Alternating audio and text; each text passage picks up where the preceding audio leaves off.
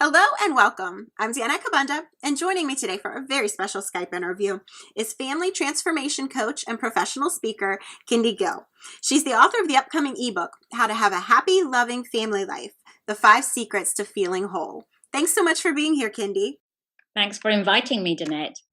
So, Kindi, you say that arguments and outbursts in our relationships can actually be helping us. That seems like it's very contradictory to what people would normally think. Why do you say that? Totally. And it was contradictory to what I used to think too, because I would normally want to run away from them. But what I've learned in the long run is the fact that every argument has a trigger behind it. Every outburst, every upset, there's something that's actually bothering us internally in our heads that's driving that upset. And it's our responsibility to transform it. And that's why all these arguments are opportunities to make a change. That makes sense. Okay, so it kind of leads back to that inner voice. Is that right? Your inner voice is at the root of all of this. Absolutely. And that inner voice sadly tends to be fairly critical. And we inadvertently think that because it's critical, it's sort of assisting us, because it's like a tyrant pushing us along, do more, that's not enough, being judging this, evaluating and saying, no, like try harder, be more perfect. But really, in a sense, that's a bit like this plant, right? Because the voice and the soil that we're actually growing in is this, and it's saying all these negative things. So its ability to allow us to flourish is pretty non-existent. And we end up becoming fairly shriveled and miserable and upset because our outlook matches what that inner critic is saying, and we can't flower into anything insignificant at all. That's so interesting. Okay, so how do we handle it then? What do we do with that inner voice? We have to do the opposite to what we're programmed to do. So we are normally thinking we've got to run away from arguments, we've got to run away from outbursts and upset and not have them or not have a conflict.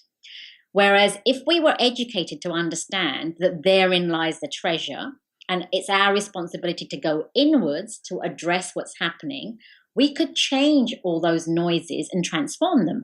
So, for example, if we're afraid of life and we're afraid of the unknown, like we might get cancer or we might get something happening, then we're going to be contracting and our voice is saying something not worth having. Okay. But instead, if we began to trust life and trust that everything that comes is assisting us to grow and become something more and to evolve, like the roots we would start laying in the ground and the soil inside us would be a lot thicker, and they would have a lot more confidence and a lot more strength behind them. But also simultaneously, we're going to grow and flourish into what we're destined to grow into. And we can't become this unless we take responsibility for what the voice is saying, and unless we take responsibility for all those fears and start transforming them. I love that. Okay, good.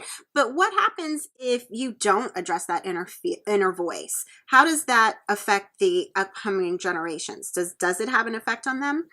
That's the saddest part of all, because we think that if we can avoid them, numb it down, etc., maybe take alcohol or whatever we're going to do, or watch TV, that we're doing everybody a favor. But the next generation's watching us intimately, and every single thing that's going on, they're understanding, right?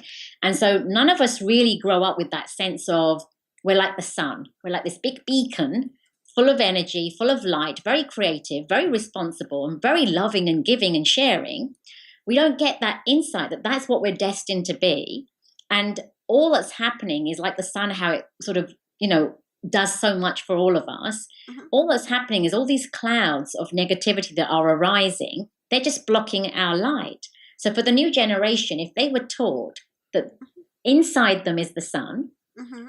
if they were taught early on through us being a role model, watching us deal with like the judge inside our head, mm-hmm. and we deal with it and transform it and get rid of it, more of the sunshine inside us starts to get released. And we become more buoyant and more happy. So if we can deal with our sadness, if we can deal with our grief, and we role model all of this for our children, and we can deal with our anger and transform it and eradicate it, the criticism, etc., what happens is our children begin to see that they too are destined to be this beacon of light, and that beacon of light is their responsibility. And so as these clouds come, they too can shed them and move them away. So that's why it's so important that we actually help our new generation to understand the purpose behind all these emotions. And that's really a great gift to kind of give them. it's about the most essential ingredient that we can offer our next generation. If they know that they can turn their situations into light and into consciousness, there's nothing more rewarding and more exhilarating for them. That is so great. Thank you so much for sharing all of this, Kindi. And to learn more about Kindi, her new ebook, or any of her other projects, please visit her website at kindigill.com.